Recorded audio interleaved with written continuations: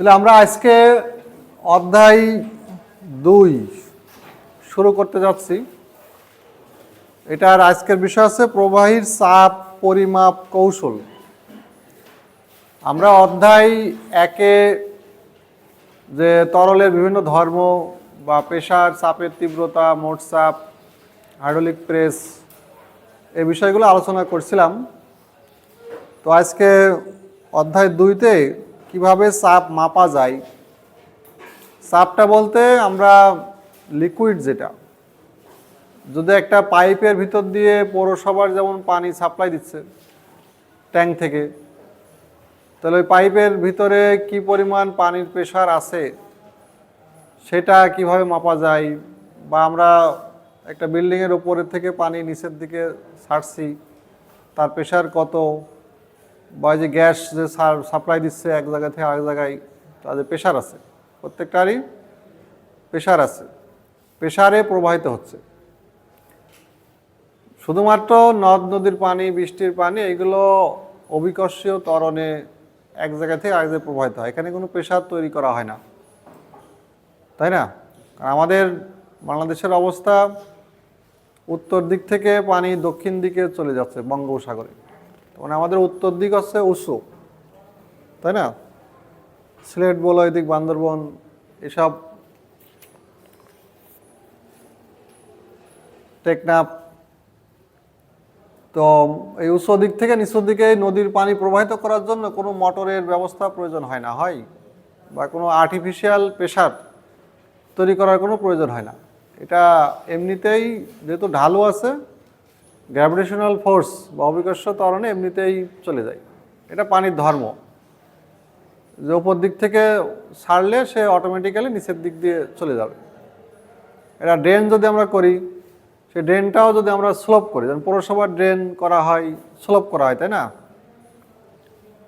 যেখান থেকে পানি বের হবে সেই জায়গায় সবথেকে বেশি গভীর করা হয়, আর শহরের ভিতরে আস্তে আস্তে তোমার উঁচু করা হয়, যাতে ওই দিক থেকে পানি ছাড়লে অটোমেটিক চলে আসে। এটার জন্য অন্য কোনো মোটর বা অন্য কোনো ব্যবস্থার প্রয়োজন নাই, ড্রেনটাকে এইভাবে স্লোপ করে করা হয়। আর এখানে এই চাপটা তাহলে আমরা মাপব যে জিনিস দিয়ে, সেটা হচ্ছে প্রেসার গেজ। 2.0-তে আমাকে বলছে প্রেসার গেজ। তো প্রেসার গেজ আবার টিউব গেজ আছে, মেকানিক্যাল গেজ আছে। তো অল্প হাতে চাপ মাপার জন্য যে ডিভাইস ব্যবহার করা হচ্ছে এটা হচ্ছে প্রেসার গেজ। তারপরে টিউব গেজ দেখো, পিজোমিটার আছে, ম্যানোমিটার আছে। তো ম্যানোমিটারে আবার 4 প্রকার: সল manometer, differential manometer, inverted differential manometer, micro manometer, mechanical gauge, bourdon tube, diaphragm, pressure gauge, dead water gauge. তাহলে এখানে বিভিন্ন গেজের নাম আছে এবং তাদের কাজের ধরনও আছে আলাদা, নামের সাথে সাথে কাজের ধরনও আলাদা। তাহলে প্রথমে আমরা আসি 2.1-এ প্রবাহীর চাপ পরিমাপের জন্য বিভিন্ন ধরনের পরিমাপক যন্ত্র। পরিমাপক যন্ত্র, তো এখানে প্রথমে হচ্ছে পিজোমিটার। এক নম্বর হচ্ছে যে 2.1-এ আমরা আসতে পারি যে পিজোমিটার।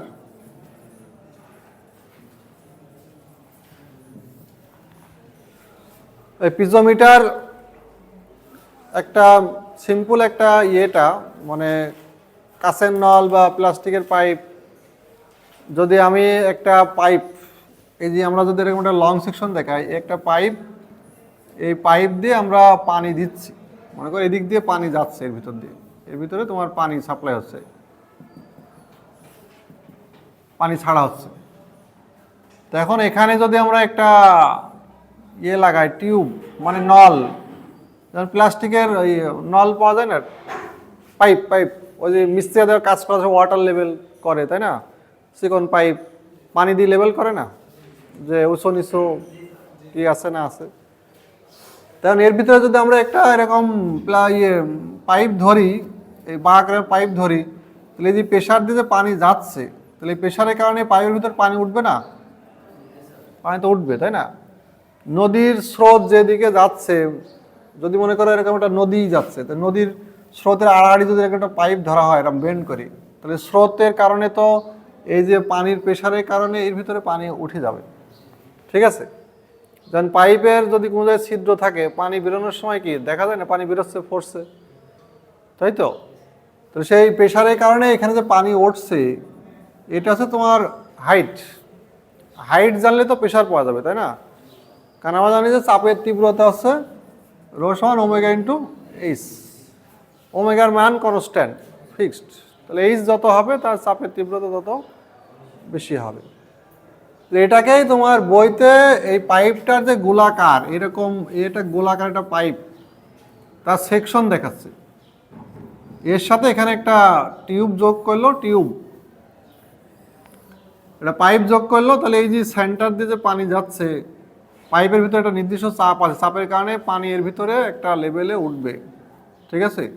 তাহলে এই যে সেন্টার থেকে যে হাইটে উঠলো, এটা আছে তোমার পাইপের প্রেশার, চাপ। বুঝতে পারছি। কারণ হাইট পেলে আমরা চাপে কনভার্ট করতে পারবো, তাই তো। আমাদের লাগবে আছে হাইট। তাহলে এটাকে বলা আছে পিজোমিটার। প্রতিদিন কি বলতে হবে যে খাতাপত্রে লিখতে হবে, এটা প্রতিদিন বলা লাগবে? ওকে ধান লাগাতে আসছো নাকি তোমরা, নাকি?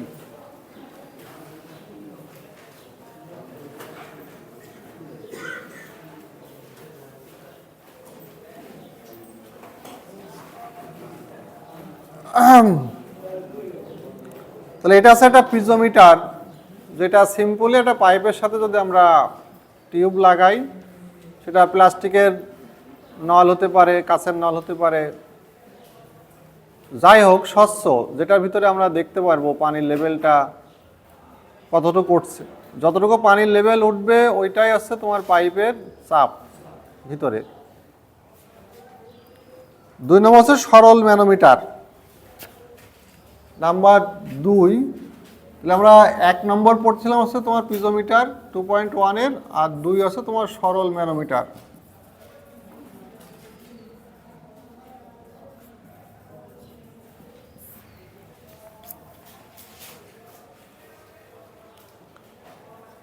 সরল ম্যানোমিটার এটা হচ্ছে ইউ আকৃতির একটি কাঁচ নল।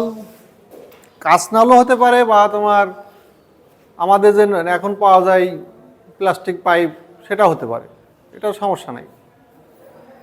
সেটা কি হলো, আমরা এই পাইপের লং সেকশন না দেখায় প্রত্যেকটা অঙ্কতেই এদের ভিতর দিয়ে পানি যাচ্ছে, তাই না। এই পুরো পাইপের ভিতর দিয়ে তোমার পানি যাচ্ছে, পানি ফ্লো হচ্ছে।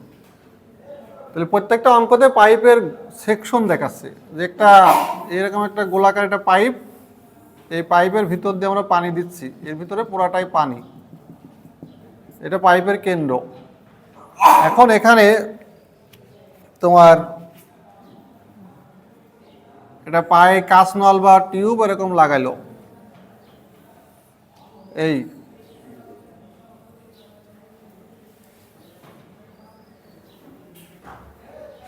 ইউ আকৃতির একটা টিউব লাগানো হলো সেন্টার বরাবর, পাইপের কেন্দ্র বরাবর একটা ইউ আকৃতির টিউব লাগানো হলো। এখন এর ভিতরে বলছে যে পারদ, আমরা আগে থেকে এই টিউবের ভিতরে পারদ দিচ্ছি, এরকম একটা লেভেল আমরা চিন্তা করলাম, এটা লেভেল, এই যে এটা আমরা বলছি পারদ।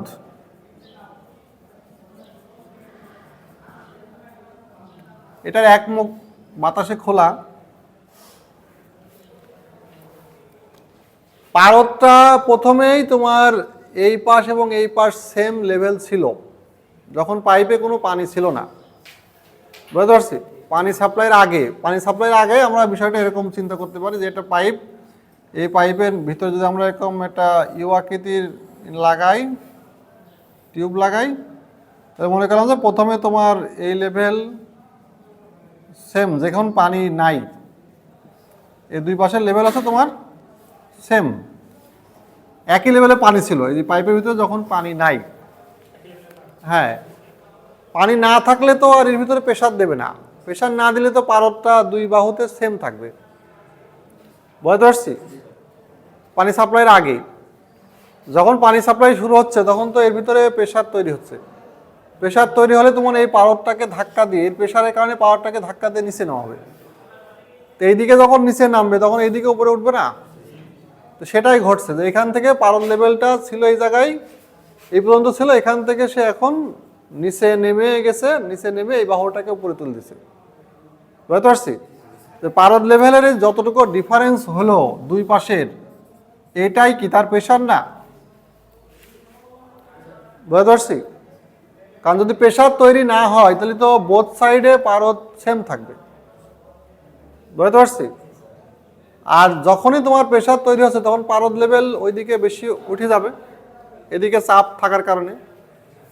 তো যতটুকু পারদ উঠাইলো ততটুকুই তো পাইপের প্রেশার। বুঝতে পারছি? এখন পিজোমিটারের সাথে এই ম্যানোমিটারের পার্থক্য কি? পিজোমিটারে কোনো ভারী তরল ব্যবহার করা হয়নি। বুঝতে পারছি? কারণ এর ভিতরে যে তরল সাপ্লাই দিচ্ছে সেটাই উঠছে ডিরেক্ট। তো পানির প্রেশার যদি ভিতরে বেশি হয় তাহলে তো এখানে বিশাল কাঁচনল লাগাইতে হবে, তাই না? কারণ পানি তখন লেভেল অনেক হাই হয়ে যাবে। তো এত বড় তোমার লাগানো তো এটা কঠিন কাজ। বুঝতে পারছি? হয়তো হালকা প্রেশার থাকলে অল্প উঠবে, যদি ভিতরে চাপ যদি বেশি থাকে তখন তার 2-5-10 ফিটে আর হবে না, তখন দেশে আরও লম্বা লল লাগবে। তো এত বড় কি আসলে বাস্তবে সম্ভব? এই জন্য যখন প্রেশার বেশি হবে তখন পানির থেকে যেহেতু পারদ আসছে তোমার 13.6 গুণ ভারী। বুঝতে পারছি? পানি যদি ধাক্কা দিয়ে 1 মিটার উঠাইতে হয়, ঠিক আছে, মানে পানি যদি ধাক্কা দিয়ে 13.6 মিটার ওঠে তাহলে পারদে কত মিটার উঠবে? 1 মিটার উঠবে না? 13.6 গুণ কম উঠবে। তাহলে আমার এখান থেকে ছোট নল হলেই হচ্ছে, তাই না? যে কোন 13.5 মিটারের পরিবর্তে 1 মিটার উঠবে। বুঝতে পারছি আমি? এই জন্য এই প্রেশার মাপার জন্য আমরা ভারী তরল হিসাবে পারদ ব্যবহার করছি, কিন্তু পারদ আর পানি কখনো একত্রিত হবে না, তাই না? মিশবে না আর কি, দুটো আলাদা থাকবে। তাহলে এখানে এই জন্য এটাকে আমরা বলছি যে এই সরল ম্যানোমিটার। ম্যানোমিটারের এই মাঝখান দিয়ে যদি আমরা ইয়ে করি, যে বাম বাহু বলে হয়, এটা বাম বাহু ক্যালকুলেশন যেটা, আর এটা হচ্ছে ডান বাহু। তো এইবার যদি ভাগ করি মিডিল দিয়ে ভাগ করলে এটা বাম আর ডান। তাহলে এটার ধর্ম হচ্ছে নিয়ম যে স্বাভাবিক অবস্থায় এই নর্মাল কন্ডিশনে কি হবে, যে বাম পাশের চাপ আর ডান পাশের চাপ সমান হবে, তাই না? জেনারেল কন্ডিশন সেম হতে হবে, আর না হলে সেটা প্রেশারের কারণে কম বেশি হয়ে যাবে। ঠিক আছে? তাহলে একটা আমার যদি এটা আমরা ইকুয়াল দিই, ইকুয়ালের এই পাশেও যা হবে এই পাশেও তাই হবে, এটা হচ্ছে আমার সূত্র। বুঝতে পারছি? বাম পাশের চাপ সমান সমান ডান পাশের চাপ। তাহলে এইটার এখন যদি আমরা এই সেন্টারে একটা চাপ মনে করলাম যে এইচে, আমি বললাম সেন্টারে প্রেশার আছে, এইচে কেন্দ্রে একটা চাপ তৈরি হবে, সেটা হচ্ছে এইচে। আর এখান থেকে আমরা যদি এই যে সেন্টার থেকে এখানে বললাম যে H1 আর এটা হচ্ছে H2, তাহলে এটার ক্যালকুলেশন কিভাবে হবে এটা লিখতে হবে। আমাদের অঙ্ক আমরা যা করছি এগুলো সব সূত্র। তাহলে এখানে লিখতে হবে যে তোমার বাম বাহুর চাপ সমান সমান হচ্ছে তোমার ডান বাহুর চাপ।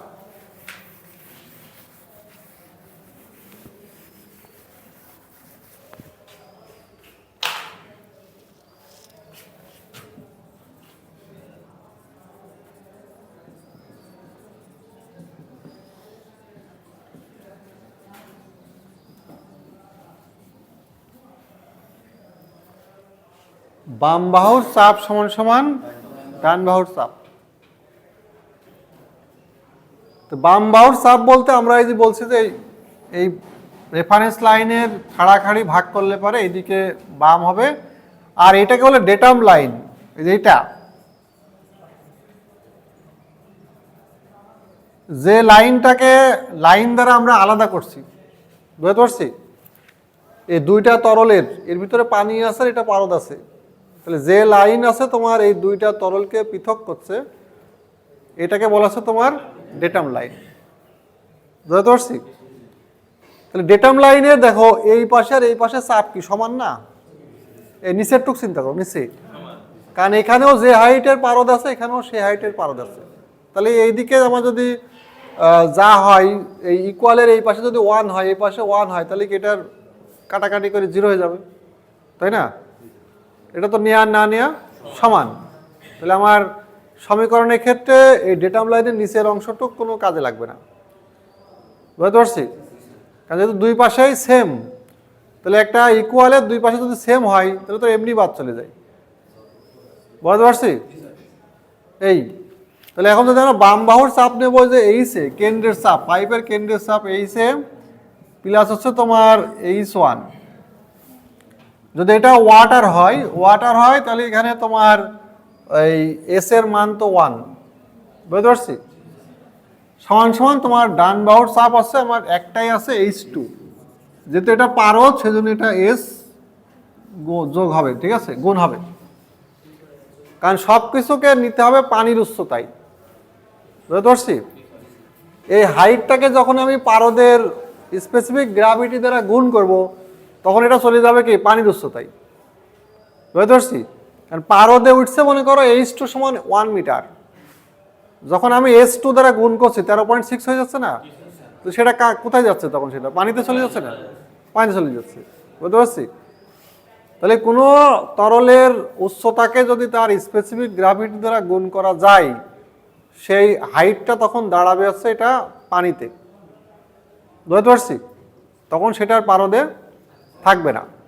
যদি আমি স্পেসিফিক গ্র্যাভিটি গুণ না করি তখন সেটা পারদে থাকবে, বুঝতে পারছি? নর্মাল, এখানে নর্মালে যদি আমি শুধু এইচি লিখি তাহলে সেটা হবে পারদের হাইট, আর যখনই আমি গুণ করে দিচ্ছি তখন তো বাড়ি যাচ্ছে, বাড়ি গেলে তখন সেটা পানিতে চলে যাচ্ছে, বুঝতে পারছি? এই তাহলে এখন যদি আমার অঙ্কে ডাটা দিয়ে দেয় বলে যদি পাইপের কেন্দ্রের চাপ কত, আর যদি বললো যে এইটা H1 মনে করো 2 মিটার, ঠিক আছে, এইটা বললো যে 5 মিটার, এখান থেকে ডেটাম লাইন আছে 2 মিটার আর ডেটাম লাইনের উপরে আছে তোমার 5 মিটার পারদ উঠছে আর কি। যদি এখানে যদি আমার সব জানা থাকে তাহলে যদি মান বসাই এইচে প্লাস তোমার 2, এখানে যদি S1 নিতেও পারো নাও পারো, ঠিক আছে? আমরা বললাম যে এটা S1, এটা আছে তোমার এটা S2 স্পেসিফিক গ্র্যাভিটি, তাহলে আমার এখানে 2 × 1 সমান আছে তোমার 5 × 13.6, তাহলে এই করলে আমার এইচ এর সমান 5 × আমার কিন্তু অঙ্ক শেষ -2 করলে কত হয়? অঙ্ক এরকমই দেওয়া থাকবে যে একটা সরল ম্যানোমিটারের পাইপের কেন্দ্রের চাপ বের করো, ঠিক আছে, যেখানে তোমার বাম দিকে ডেটাম লাইনের উপরে এত 2 মিটার আছে এবং ডান দিকে তোমার পারদ 5 মিটার উচ্চতায় উঠছে, কত? 66 মিটার অফ ওয়াটার, এটা লিখে দিতে হবে পানি উচ্চতায়।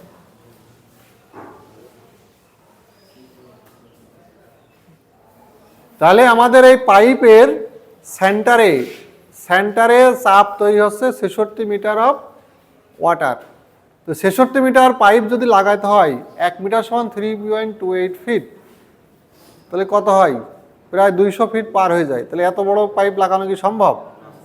এই জন্য আমরা পারদের সাহায্য নিচ্ছি, ঠিক আছে, যাতে অল্প জায়গার ভিতরে চাপটা আমরা মেজার করতে পারি, ক্লিয়ার? কিন্তু পিজোমিটারে এটা সম্ভব না, এত প্রেসার পিজোমিটারে সম্ভব না।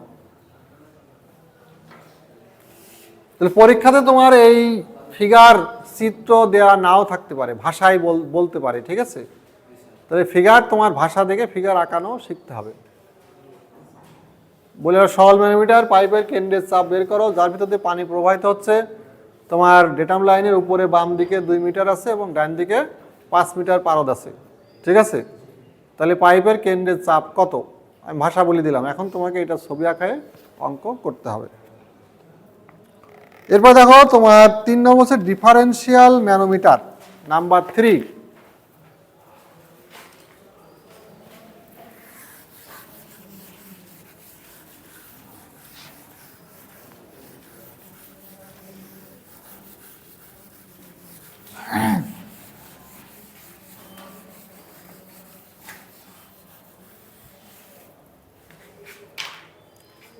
নাম্বার 3 হচ্ছে আমাদের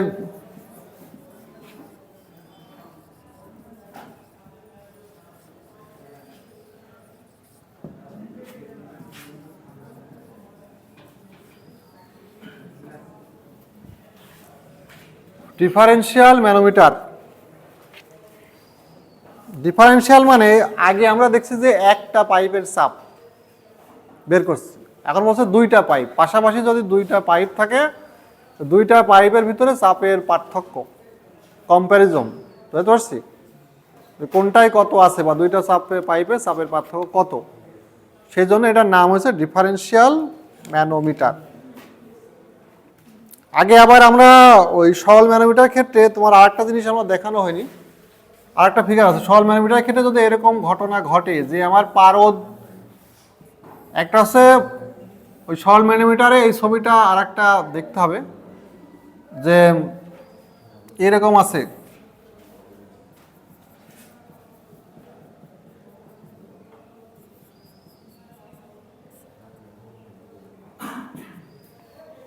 এখন মনে করো ওইদিকে পারদ নাই,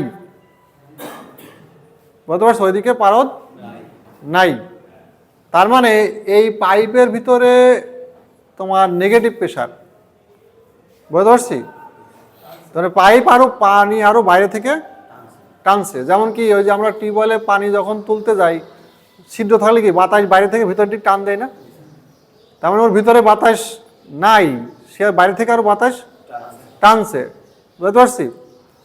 তো এরকম যদি ঘটনা ঘটে যে আমার চাপ তো নাই, নেগেটিভ প্রেশার, নেগেটিভ প্রেশার মানে কি সে আরো নিচের দিকে বাইরে থেকে সে টান দিচ্ছে, বুঝতে পারছি, তখন তো পারদ আর ওই দিকে যাবে না, তখন কি পাইপের দিকে যাবে না, এই ঘটনা ঘটবে, বুঝতে পারছি, যদি পাইপের ভিতরে নেগেটিভ প্রেশার থাকে।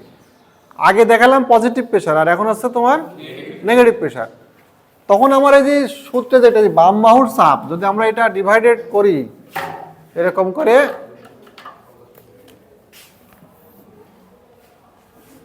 কথা বলছে কে, বন্ধ করো তো, ফোন বন্ধ করো, এটা বন্ধ করো।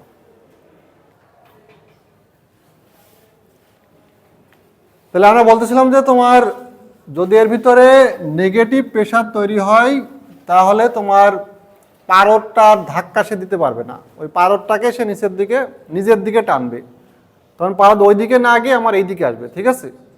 তখন আমার কি হবে, এটা লিখে রাখো সমীকরণটা, এটা আমার বাম পার্শ্ব আর এটা হচ্ছে আমার ডান পার্শ্ব। আমার কথা হচ্ছে যে বাম এবং ডান অলওয়েজ সমান করতে হবে, এটা হচ্ছে মূল কথা। বাম পাশে যা হবে ইকুয়াল ডাইন পাশে, ডাইন পাশে না থাকলে জিরো হবে, বুঝতে পারছি, না থাকলে জিরো হবে, যে পাশে নাই সে পাশে জিরো হবে, ঠিক আছে। আমরা ডেটামের উপরে চিন্তা করবো, ডেটাম না এই যে ডেটাম, এই ডেটামের উপরে চিন্তা করবো যে কি আছে বাম পাশে ডান পাশে, ডেটামের নিচেরটা বাদ, ঠিক আছে। তাহলে আমার এই পাশে যদি এখানে আমরা এইচ এ ধরি, বাম পাশের যে আমরা লিখলাম যে এটা তাহলে এইচ এ এই পাশে, আর এখান থেকে আমি ধরলাম যে এটা H1, এটা আছে তোমার H2, যদি পানি থাকে তাহলে এটা S1 আর এটা আছে তোমার S2, এটা তো পানি আছে তাই না, তাহলে এই পাশে হবে তোমার HA plus H1 S1 plus আছে তোমার H2 S2, তাই তো, আর এই পাশে কি হবে জিরো, ঠিক আছে। তাহলে আমি H1 এর মান যদি জানা থাকে, H2 এর মান জানা থাকে, S2 এর মান জানা থাকে, সব বসাইলে তোমার H এর মান পাওয়া যাবে না, H এর মান কি আসবে, নেগেটিভ আসবে না, কারণ এগুলো যখন আমি ওইদিকে পাঠাই দেবো তখন তো মাইনাস হয়ে যাবে না, মাইনাস মানে কি তোমার এটার ভিতরে নেগেটিভ প্রেশার, ঠিক আছে, নেগেটিভ প্রেশার কারণেই তোমার পারদটা ওইদিকে না গিয়ে এইদিকে চলে আসছে। তাহলে অঙ্ক কি সহজ না কঠিন, সিম্পল অঙ্ক, ঠিক আছে, বাম পাশ আর ডান পাশ সমান করতে হবে ডেটা লাইনের উপরে,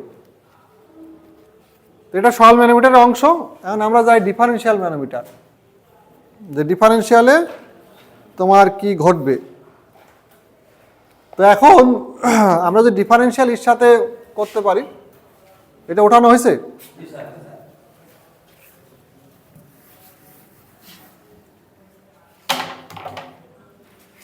যদি এরকম একটা পাইপ থাকে এখানে দুইটা সমান উচ্চতা থাকতে পারে বা কম বেশি থাকতে পারে, আমরা কম বেশি করলাম যে একটা পাইপ এখানে আছে, এই একটা পাইপ, দুইটা পাইপ, আমরা আগেরটা দিয়ে বোঝাচ্ছি যে তোমার মনে করলাম যে এইদিকে লেভেল তোমার পুরাটাই একটাই ওয়াটার আছে এই পর্যন্ত, পুরাটা H1। আর এইদিকে আমরা বললাম যে তোমার পারদ হচ্ছে এই পর্যন্ত উঠছে পারদ, এটা আমরা বলছি যে H2, এখান থেকে আমাদের এটা H3 হতে পারে। আর এটা সেন্টারে প্রেসার আছে তোমার HB, এই পাইপটা আছে HA আর ওই পাইপটা আছে আমার HB। তাহলে এখানকার তরল আলাদা হতে পারে আবার একই হতে পারে, বুঝতে পারছি, সমস্যা নাই। আমরা এটাকে বললাম যে S2, ঠিক আছে, এটা আমাদের এর ভিতরে যা আছে আমাদের কি S2 আছে, এখানে S1 আছে, এটাও S1 আছে, এটাও S2 আছে, তাহলে এখানে এটা S3 হতে পারে। আমাদের মিল করার জন্য আমরা কি করতে পারি, যে তোমার এটা 2 লিখলাম, এটাও 2 লিখলাম, এটা 3 লিখলাম, যাতে মিল হয়, তাই না?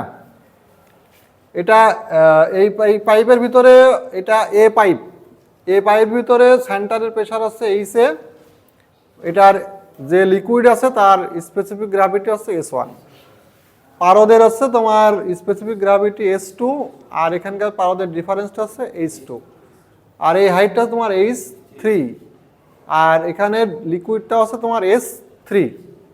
তাহলে এখানে 3 ধরনের লিকুইড ব্যবহার হতে পারে। এটাই মনে করলাম যে কেরোসিন, এটা আছে তোমার পারদ, ওইটা আমি পেট্রোল, মোবিল, যে কোনো লিকুইড হতে পারে। আবার পরীক্ষার ক্ষেত্রে অনেক সময় এইটা ওইটা একই হতে পারে, এটাও ওয়াটার ওইটাও ওয়াটার। আমার হচ্ছে যে কি লিকুইড ব্যবহার হচ্ছে এটা তো আমার কোনো ম্যাটার না, তাই না? আমার ক্যালকুলেশনটা ডেভেলপ করতে পারলে তো হয়ে যাবে, সূত্রটা, ঠিক আছে, শুধু মান বসাই দিলে হবে। সে পানি দিক, তোমার পারদ দিক, কেরোসিন তেল দিক, মোবিল দিক, পেট্রোল দিক, যাই দিক, এটা কোনো আমাদের সমস্যা না। তাহলে আমরা এটা মূল বিষয় আছে যে আমাকে দুই পাশে ভাগ করতে হবে, এটাকে দুই পাশের ভাগ করতে হবে। ভাগ করলে এটা কি আমার বাম পাশ আর এটা আমাদের ডান পাশ, তাহলে বাম আর ডান সমান হবে, বুঝতে পারছি? বাম আর ডান সমান, তাহলে আমার বাম পাশের এই যে বাম বাহু সমান সমান ডান বাহুর চাপ, বাম বাহুর চাপ সমান সমান ডান বাহুর চাপ। তাহলে আমার এখান থেকে ডেটা আমি আসতে হবে, বুঝতে পারছি? আবার এখান থেকেও আমাকে, এটা রেফারেন্স লাইন আসছে আমার ডেটাম লাইন, বোঝা যাচ্ছে কিনা? তো দুইটা পাইপের কেন্দ্র থেকে আমাকে ডেটা আমি আসতে হবে চাপটা নির্ণয় করতে গেলে। তাহলে এখানে আমার এইচএ প্লাস H1 S1 এই পাশে শেষ, যেমন ওই পাশে যাই HB প্লাস হচ্ছে আমার H3 S3 প্লাস হচ্ছে H2 S2, হয়েছে? লিখছো না কেন তোমরা?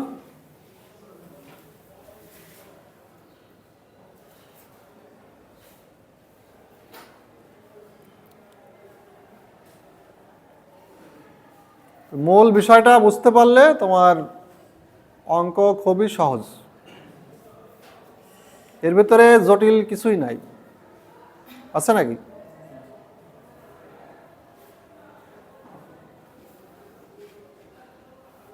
তাহলে এখন যদি প্রত্যেকটা জিনিসের আমার মান দিয়ে দেয়, এখন এখান থেকে খেয়াল করো চাপ কোন পাইপে বেশি আছে, এ পাইপে না বি পাইপে?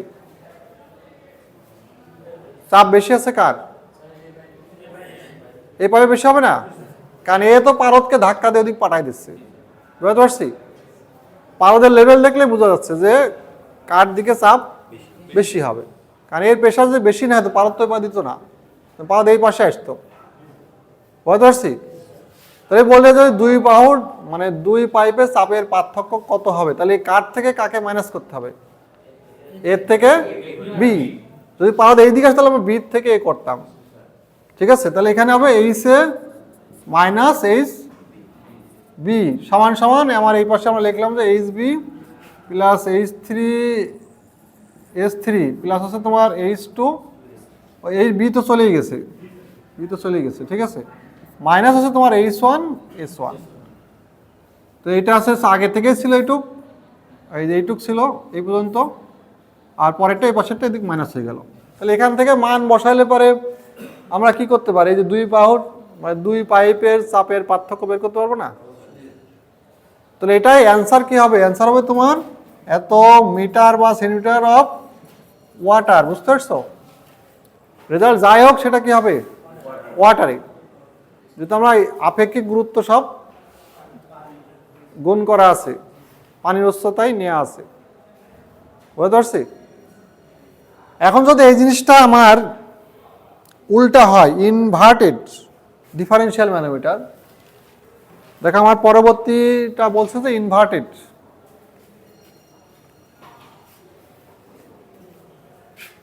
যদি উল্টা জিনিসটা হয়,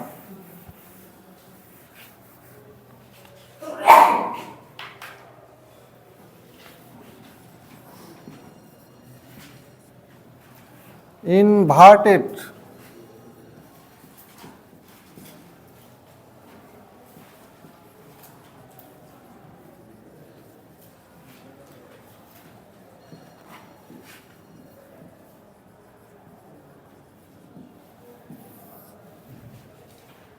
ইনভার্টেড ডিফারেন্সিয়াল ম্যানোমিটার।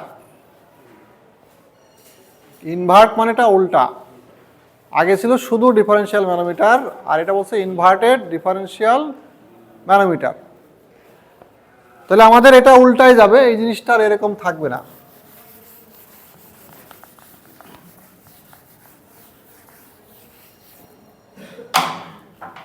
আমাদের একটা পাইপ এখানে আছে, আর একটা পাইপ বললাম যে এই জায়গায় আছে।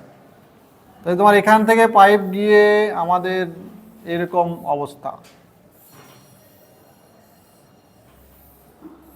এই দুটা পাইপের সাথে আমরা লাগাই দিলাম। তো এখন আমরা এখানে ইয়ে করতে পারি যে এটা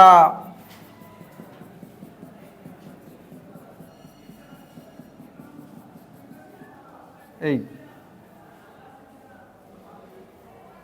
আমাদের দুইটা পাইপ, এটা বললাম যে এ পাইপ এইচ এ, আর এটা তোমার বি পাইপ এইচ বি।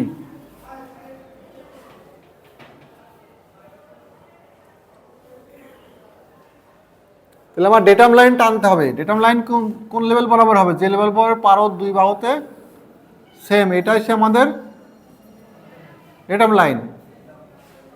বুঝতে পারছি? তাহলে আমাদের টার্গেট হচ্ছে পাইপের কেন্দ্র থেকে ডেটাম পর্যন্ত যেতে হবে, তাই না? এটা উপরের দিকে হলে উপরের দিক, নিচের দিকে হলে নিচের দিক। তাহলে আমরা এখান থেকে এই সেন্টার থেকে এইদিকে যাব। তাহলে আমরা যদি বলি এটা তোমার H1, বললাম যে H2, তোমার এখান থেকে এটা H3। তাহলে এখানকার ম্যাটেরিয়াল আছে S1, এটা হচ্ছে তোমার S2, এটা S3, তিন ধরনের লিকুইড আছে। তাহলে আমাদের আগের মতোই বাম বাহুর চাপ সমান সমান ডান বাহুর চাপ।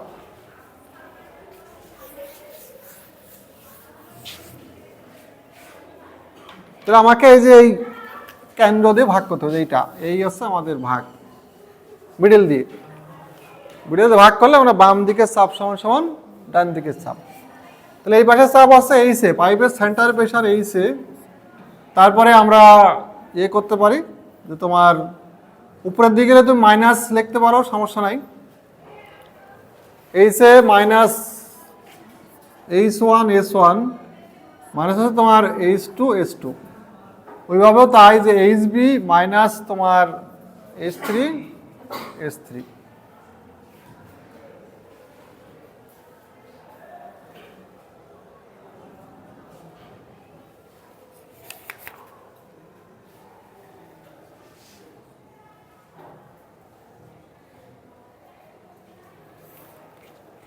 তাহলে উপরের দিকে গেলে পাইপের কেন্দ্র থেকে উপরের দিকে গেলে আমরা মাইনাস লিখছি, তাই না? আর নিচের দিকে যখন ডেটাম থাকছে তখন আমরা প্লাস লিখছি। তাহলে এখন এখান থেকে যদি বলে যে তোমার পাইপের চাপের পার্থক্য কত হবে, তাহলে কার থেকে কে মাইনাস হবে? বি থেকে এ মাইনাস হবে, কারণ বির চাপ বেশি, পারদ চলে আসছে এর দিকে, ঠিক আছে? তাহলে তখন আমাকে এই যে এটা হবে যে H3 চলে আসবে, এদিকে আসলে প্লাস, তাই তো? মাইনাস H1 মাইনাস H2 সমান সমান HB মাইনাস HA। বুঝতে পারছি?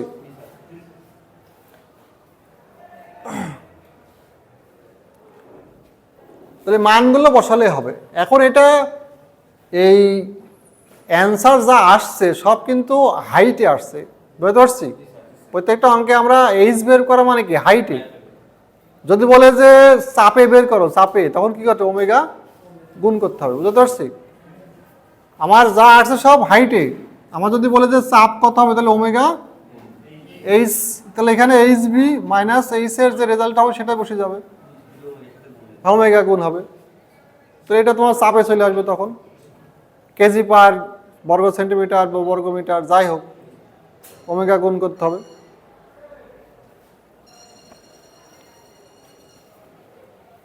যদি পরীক্ষায় চাই যে আমাকে চাপে কত হবে, কত প্রেশার তৈরি হবে, এটা যদি উচ্চতায় চাই হাইটে, তাহলে হাইট বের করে রাখলে হবে।